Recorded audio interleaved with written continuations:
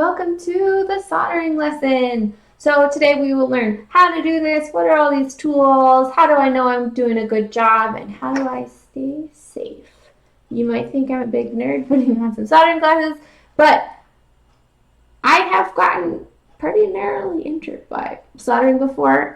Things get real hot and sometimes they don't stay where you want them to stay, and whatever is hot, I don't want to go into my eyes. So, safety first. I'm going to turn my video off, but I am keeping my glasses on. I'm watching you. So let's go over what is actually happening with all this stuff I have on my desk. So first things first, this guy, this is the soldering iron. I already have it plugged in. It is hot. These things get hot. This is the safe part to hold. Anything below here, very, very, very hot. Don't touch it. What else do we got going on? This is the like metal tip cleaner. You might also have just a sponge. I prefer these little metal scrubby things. This is called a perf board, aka perforated board. It has little holes in it that has metal stuff around each hole. These are snips. They're for snipping wires. These are wire strippers. They strip the coating off of the wire. This is a spool of wire. This is solder. This has lead in it. You can also get lead-free solder, but I don't think it does as good of a job. Fun fact, I've had this solder for like 10 years, and I haven't even used that much, and I solder all the time. These are helping hands, so you can use them to clip onto things, because you'll very quickly notice with soldering that you need an extra set of hands, and that's what these are for. And then also, I got my multimeter. That's for later. We already know what that is. My cat is joining the video. That's my cat behind the monitor. Okay, so let's get into it. So I've already, like I said, I already plugged in my soldering iron, so it is heating up. So what I want to do is I want to clip some wire to get myself ready. So if I kind of get in here, I can use my wire strippers. They have a cutting section just here at the bottom. I can just cut off a little piece to use. But in order to solder it, I have to expose the metal that is on the inside of this wire. So what I can do is I can open these up a little bit. I'll just put this in, notice how these holes are different sizes? The biggest one is at the end here. I'll stick it in, not that far. You don't need to strip off like a lot. That's just not much is good. And then pull it off. There we go. This is a solid core wire, so there's just one solid piece of wire. Sometimes you'll have stranded wire. It's a little bit more flexible, and there's like multiple little tiny wires all twisted around on the inside. So I'm going to strip off both sides, like so. There we go.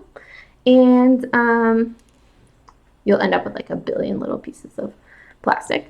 That's all I need that for. And I'm going to solder these to my perf board.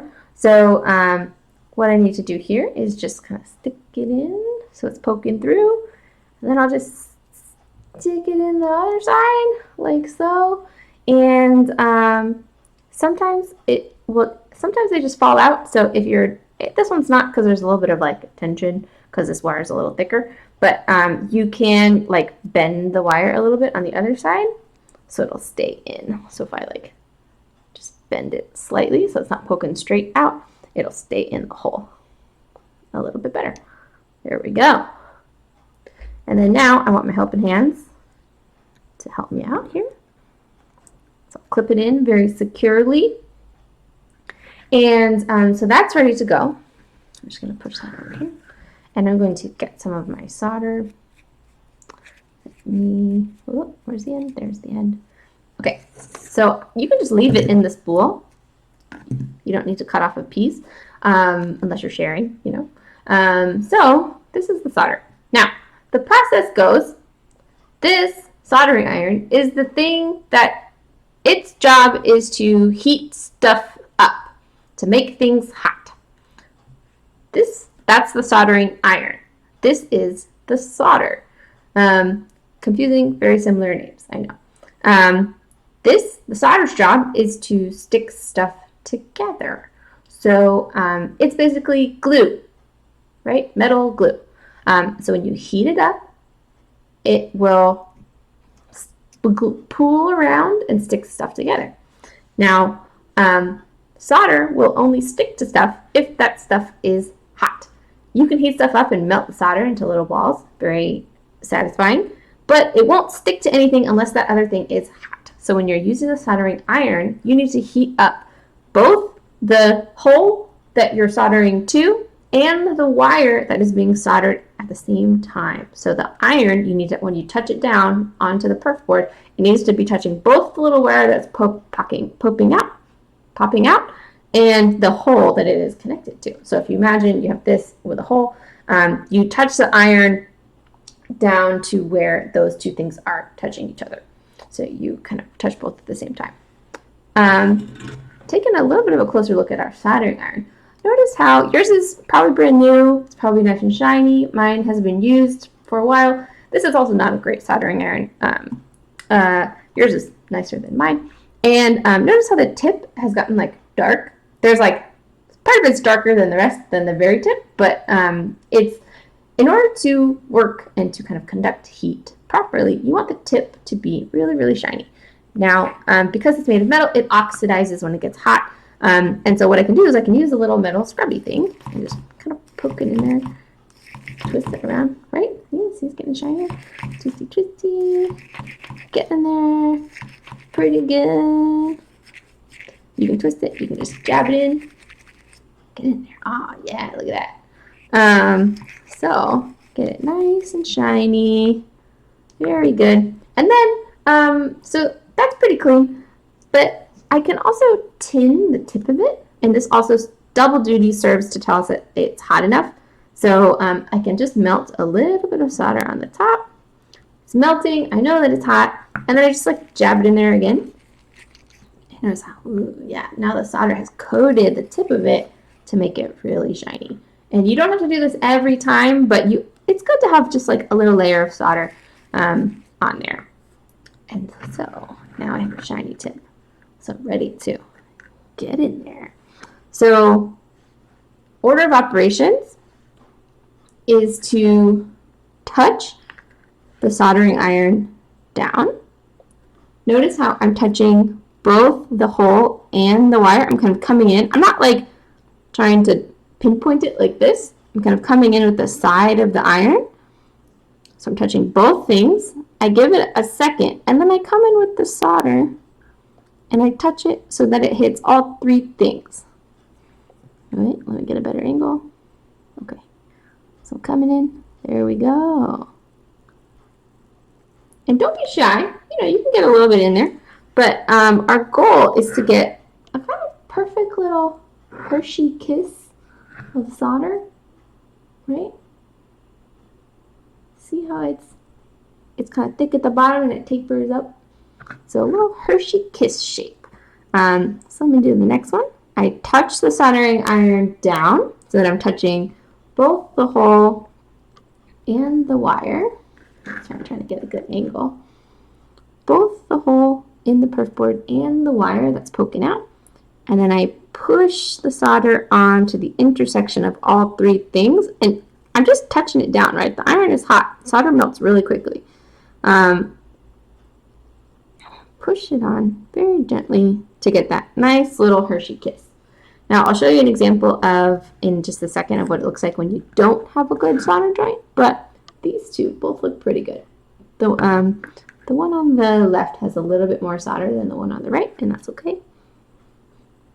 But not bad. So you bring in the soldering iron, touch it down, touch everything, push the solder on top, remove the solder, and then remove the iron. If you remove the iron before you remove the solder, I'm going to show you what happens. So touching this, I remove my iron, and this gets stuck. Oh no! And then you have to touch it on again to free your iron, to free your solder. So you want to remove the solder first and then the iron. And that is the process of soldering. So let's take a look at what good solder joints look like.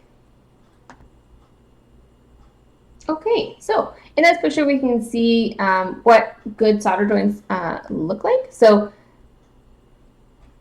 this one is, notice that Hershey kiss shape.